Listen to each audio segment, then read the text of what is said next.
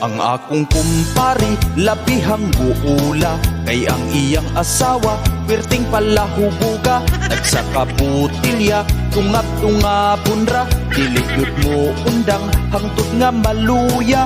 Kung mahubog na, perti ng sabaa, magpataka na lang o katawa. Magsigi o kanta, bisag perting yabaga, murag yun o naghikog nga baka.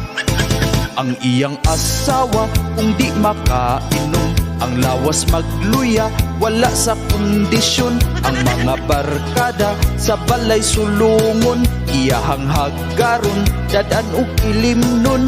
Ang mga barkada di yun mo balibad, kung abrihan ang usa kalapad. Sukat pa sa buntag, hangtod na sa hapon, ang ilang inom nagpadayon.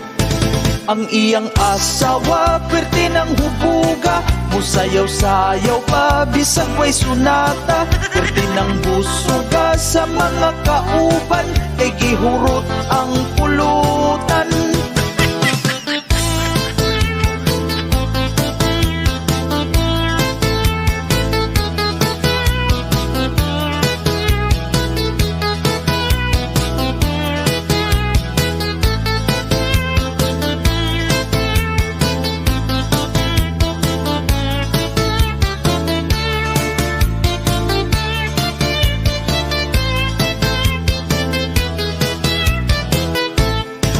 Ang iyang asawa, pwerte ng hubuga, musayaw-sayaw pa, bisag way sunata. Pwerte ng busuga sa mga kauban, kay gihurot ang pulutan.